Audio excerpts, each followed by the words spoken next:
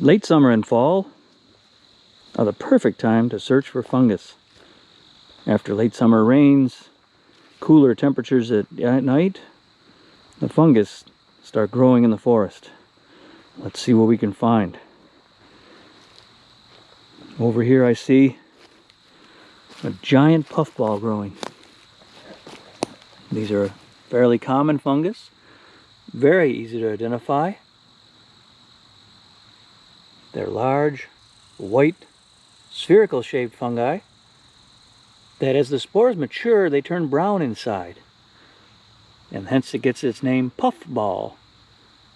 As rain strikes the fungus, or wind blows, or animals run over it, the spores are disseminated in the air, hopefully landing on another surface where they can grow. Puffballs are common in pastures, along roadsides, and here on the Deep Woods Trail. This one is rather small. Some can get enormous. The little pock marks on the fungus are actually from snails and slugs that treat it as a delicacy. Let's wander down the trail further and look for more. Now we're walking along the Deep Woods Trail. The lake's to my left, and we're in a stand of ash trees. And sure enough, I see here growing next to the trail what's known as an ash bolete.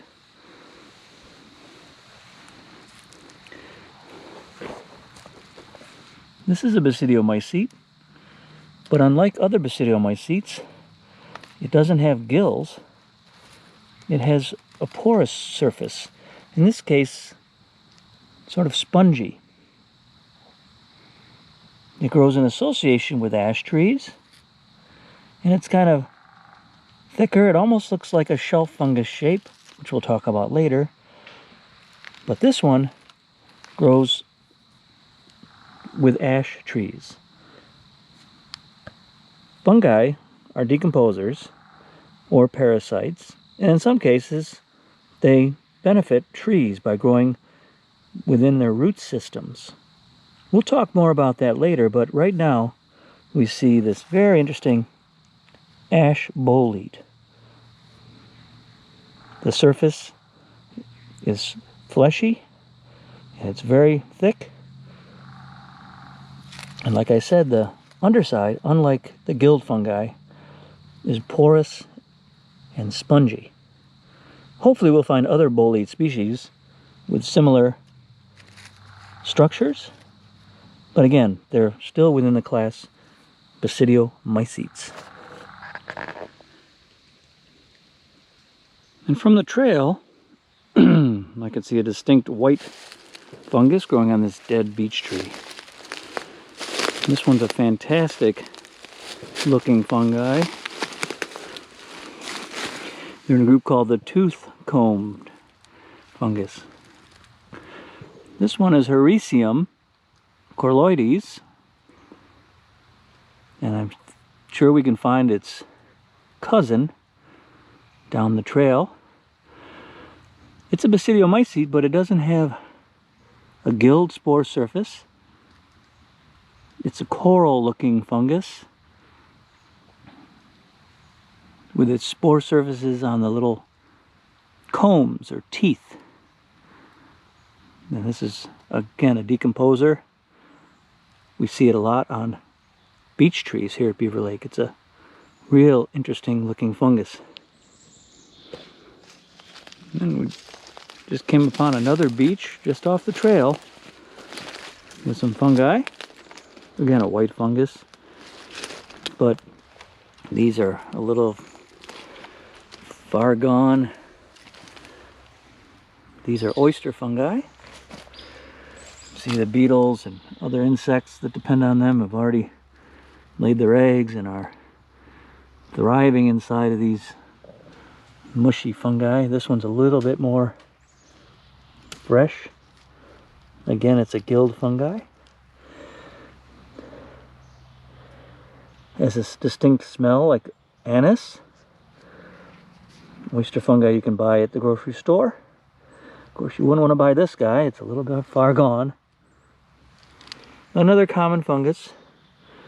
They thrive on dead trees that aren't too far decayed. Hardwoods, primarily. And, like I said, these have seen their day. This tree has been fruiting through the summer. This might be one of the last fruiting times, since it's late summer. They will fruit whenever the temperatures are right. That's the oyster fungus.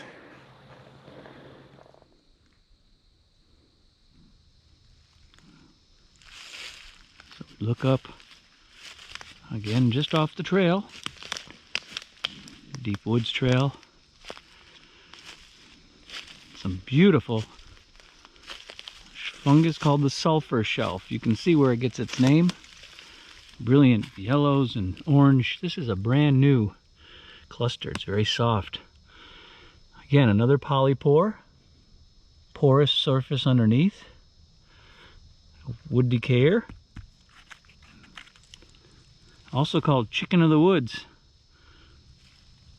Sought after edible fungus that is said to taste like chicken.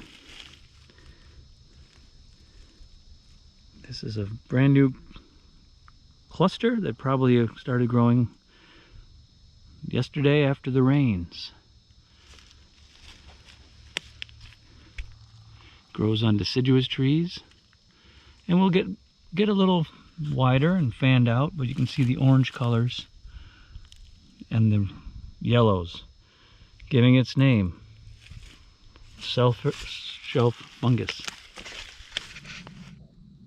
Here we are in a older forest at Beaver Lake, and there's several large oak trees. And a mushroom that's associated with oak trees we find growing at the base of this big red oak. This is an interesting fungi. It's also considered a choice delicacy. It's called the hen of the woods, or maitake in Japanese, dancing mushroom. When they found this mushroom, they danced in delight.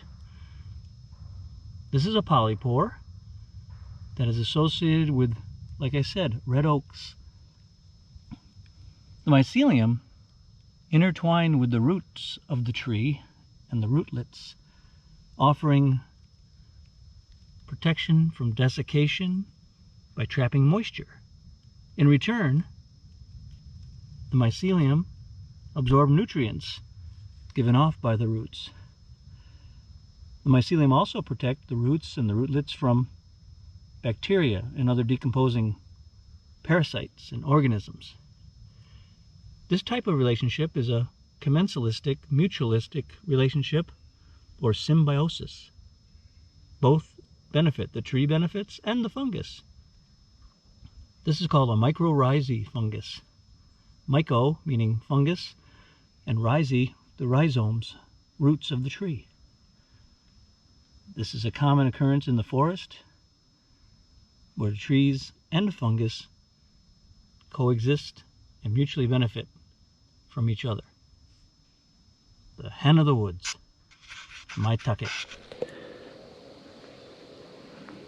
Again, just off the trail, on a dead beech log, in fact it's lost most of its bark, is another hericium, another toothcomb fungus. This one is Hericium americanum.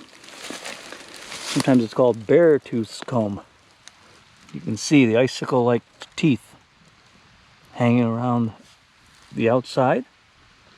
Its spore surface is within those teeth, and it's another basidiomycete. The bear's tooth comb. Very unique fungus.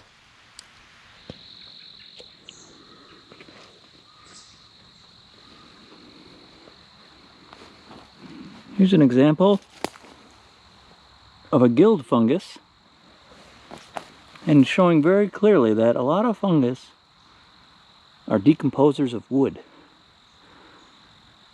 This one is breaking down an old stump and growing profusely following some heavy rains.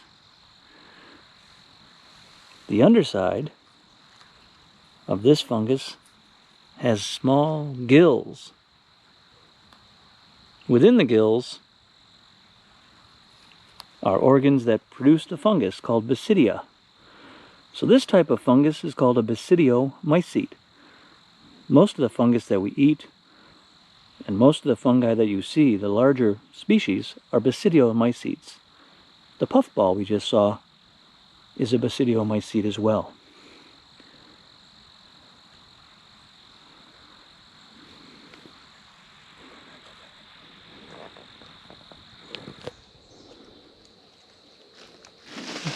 Here's a well-decomposed log, and you see another white fungus, and at a distance it looked like the tooth comb, but looking closer at it, it's a coral fungus. This is called crowned coral. It's similar to the tooth combs, but the teeth grow upwards, and it looks more like coral. This is a coral fungus growing on logs. A lot of coral fungus grows on the ground or on buried logs. This one is one of the few that grow right on dead wood. In this case, a downed log. Crowned coral.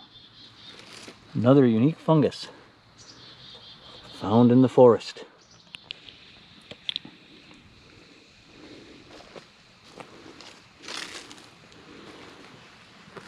Here we find a large mushroom, probably an agaricus genus, to see the distinct gills. And this is matured enough so the spores are coming off the bottom surface of the gills. And you can see they're blackish dust. Spores are microscopic, and they are the reproductive, more or less like seeds of a fungus. The spores will become airborne, go into the water, or even attach to the fur of animals or feathers of birds, and are distributed. If they land on the right surface, they will germinate and slowly form what's called hyphae.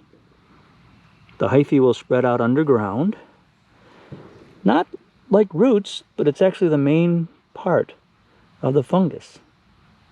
The hyphae spread out underground, and if they join up with another hypha, they form the mature mycelium. Mycelium are in networks of the hyphae that spread through the substrate. In this case, an old log. Gaining nutrients from decomposition, they eventually gain enough energy to produce this, a mushroom, also known as a fruiting body. So when you pick a mushroom, or you buy mushrooms from a store, it's as if you're buying apples or picking a fruit from a tree. So the main part of the fungus is underground in some cases, in dead logs, or in the substrate that it's decomposing.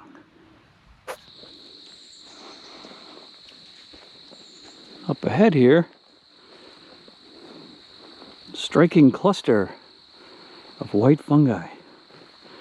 As we approach, it becomes clearer and clearer that they're spherical shaped fungi growing in a large colony on this dead log with moss.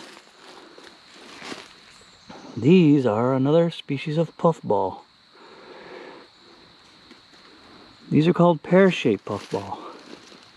If you look down here at the ones growing more from the roots, you can see their distinctive pear shape.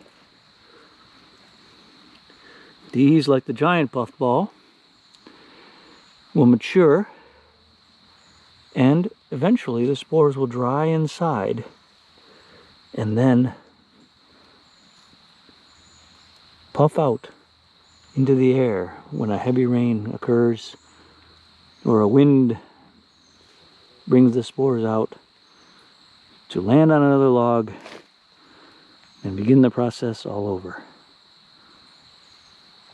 These are pear-shaped puffballs.